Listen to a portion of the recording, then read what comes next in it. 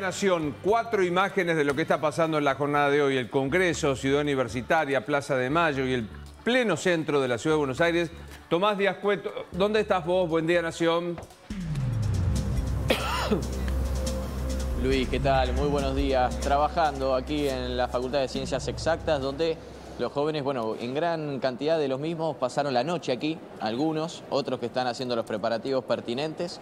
Van a concentrar a partir de las 13 horas aquí en la puerta de la Facultad de Ciencias Exactas, mientras terminan los preparativos, y a partir de las 15:30 comenzarían las distintas movilizaciones, primero en el Congreso, para luego a las 18 horas en Plaza de Mayo terminar y culminar esta manifestación, esta marcha universitaria en respuesta, ¿no?, a los pedidos por más presupuesto para la educación pública. Vemos distintas agrupaciones, muchos estudiantes terminando algunas cartelerías y esperando, por supuesto, el grueso que se va a estar haciendo presente aquí. Entendemos que se van a movilizar por tren, también por colectivo, van a ir por sus propios medios. En este caso no está dispuesto una partida en escolares, como quizás sí en otras instituciones educativas que están dispuestas de esta manera. Pero bueno, los chicos aquí están trabajando con sus cartelerías presentes para, dentro de unas horas nada más, comenzar a marchar en esta marcha universitaria que va a ser sumamente populosa, cuantitativa, en distintos puntos de la ciudad de Buenos Aires, y aquí estaremos acompañando desde Ciudad Universitaria. Bien, es muy temprano todavía, Tomás, pero se ve mucha calma en la jornada de hoy, ¿verdad? Mucha calma, sí, mucha calma, tranquilos. Los chicos están bueno, reunidos, debatiendo, haciendo distintas cartelerías y dejando, ¿no?, distintas propuestas y mensajes que vemos en distintas cartelerías respecto a lo que precisa la UBA puntualmente para su correcto funcionamiento, y después, bueno, todas las banderas que fueron gestionando en las últimas horas. Ayer se veía también a través de redes sociales la apuesta que han hecho aquí en Exactas, con mensajes de abajo el DNU, la ley ómnibus, no al vaciamiento del CONICET y tantas otras leyendas, como por ejemplo cuidemos la universidad pública. Todo en un clima muy tranquilo.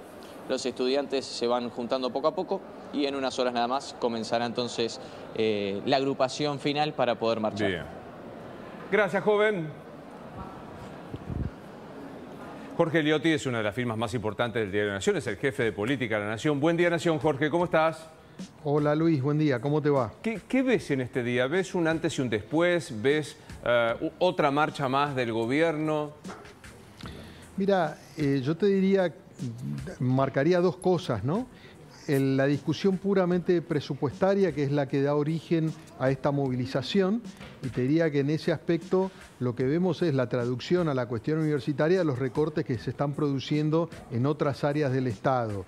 En este caso, con una inercia, porque lo que se hizo fue, como no se aprobó un nuevo presupuesto en 2024, se está prorrogando el del año pasado, y sobre eso aparecieron algunas partidas que no alcanzan a suplir completamente. Esa primera parte, que es la que motivó a las universidades al reclamo, yo te diría que es la más genuina y la que en todo caso muestra una actitud de rebeldía frente a lo que entiende que puede ser recortes que pongan en riesgo el funcionamiento de la universidad.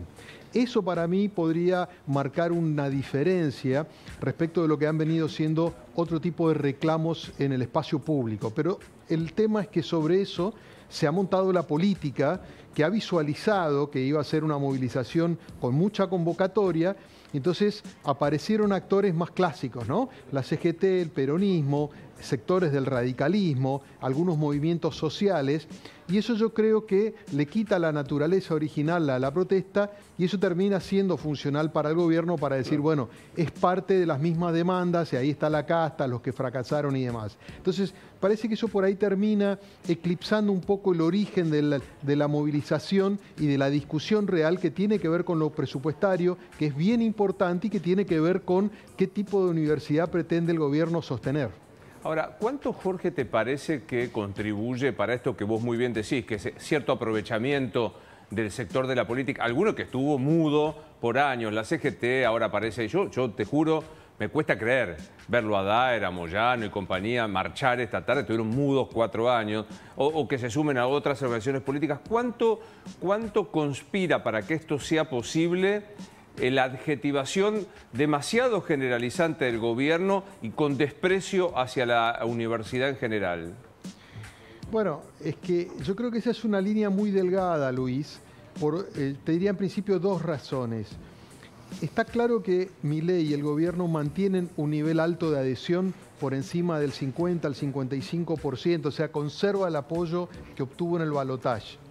Ahora, esos mismos actores de la sociedad, cuando uno le pregunta, y uno lo ha visto en las últimas encuestas de distintas consultoras, por algunas medidas concretas empiezan a expresar, yo te diría, su oposición, ¿no? Tiene que ver con cómo se manejó el tema de la epidemia del dengue, tiene que ver con el tema de las prepagas. Y ahí hay un punto siempre nodal respecto de cómo los argentinos se relacionan con el Estado. Hay consenso en que el Estado estaba sobredimensionado, utilizado políticamente, pero los mismos que dicen eso después dicen hay ciertas prestaciones, sobre todo salud y educación, que forman un poco parte del ADN de cómo conecta al argentino medio con la noción de Estado. Y esto yo creo que es una línea, y este es el segundo punto, que el gobierno tiene que calibrar bien. Una cosa es decir, esto es la casta, es la dirigencia, como fueron las marchas anteriores o la convocatoria al paro de la CGT, donde el gobierno tiene todo para ganar, porque son sectores muy desprestigiados, porque tienen un nivel de representación muy cuestionada. Entonces el gobierno dice que marchen, eso nos suma a nosotros en términos de capital simbólico. Pero esta marcha tiene un tinte ligeramente distinto y el gobierno tiene que prestar atención porque cuando empieza una movilización que no es la clásica, no es la de los sectores organizados, sino son sectores de clase media, claro. En este caso por el tema de las partidas universitarias, pero en otros casos puede haber otras cuestiones vinculadas con tarifas y demás, ahí el sensor del gobierno tiene que estar muy fino, porque claro. En un momento se te empieza a filtrar claro. Una demanda genuina de sectores que no dicen, no, para mí los movimientos, la CGT y demás, los partidos no me representan, pero las demandas sí. Entonces, esta marcha tiene un carácter ligeramente distinto a lo que veníamos viendo hasta ahora.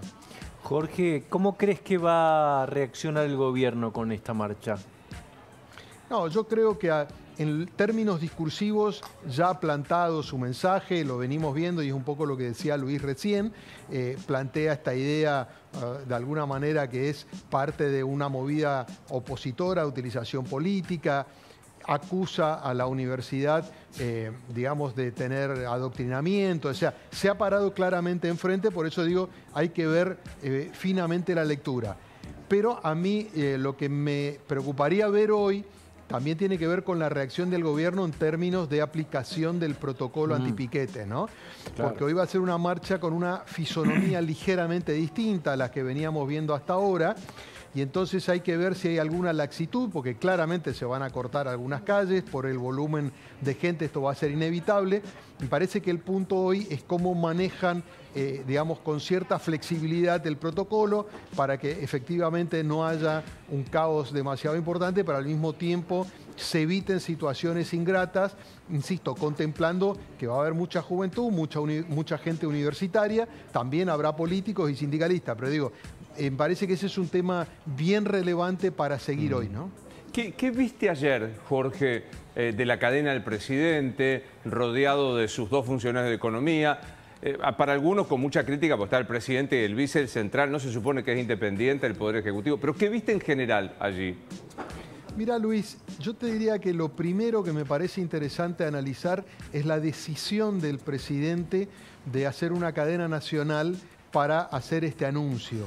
Parece que Milei percibe que es un momento muy importante de su gestión porque habiendo logrado algunos progresos en materia de reducción de inflación, de recuperación de reservas del Banco Central, mejora en el ámbito financiero, empezaban a aparecer dudas respecto de la sustentabilidad del plan para adelante. Entonces, para mí la primera lectura es decir, lo que hicimos, lo logramos, obtuvimos esto y hay un horizonte por delante. Revalida el plan o su política económica, respalda a su equipo y por primera vez empieza a decir qué se imagina o cómo se imagina que sería una reactivación económica, que es lo que hoy está un poco puesto en duda, cómo va a ser, digamos, cómo se va a reanimar la economía, porque hoy claramente está bien que bajó la inflación, pero también hay una recesión muy fuerte, bajó la actividad, bajó el consumo en prácticamente todos los rubros. Entonces, la pregunta es, bueno, vamos a suponer que la inflación empieza a estar en un dígito, que es un gran mérito del gobierno. pero lo está logrando con un costo alto. Bueno, ¿cómo sería la secuencia? Me parece que lo importante de ayer es la necesidad del presidente de salir a hablar, de salir a explicar, de darle sentido al esfuerzo que viene haciendo la sociedad hasta ahora y tratar de plantear un rumbo. Me parece que en el hecho mismo de salir a hablar específicamente de este tema, de revalidarlo y de plantear la idea de cómo sigue, está el factor central del mensaje del presidente de ayer. Que por ahí tiene mucho que ver con esto que algunos dicen, bueno, lo que antes nosotros llamamos la luna de miel del presidente, ahora yo no sé si hay luna de miel o no, de cualquier presidente, esta confianza que parece no ceder en las encuestas, también tiene un límite en lo coyuntural, o como diría el general Perón, en la víscera más sensible de los hombres, que es el bolsillo, ¿no?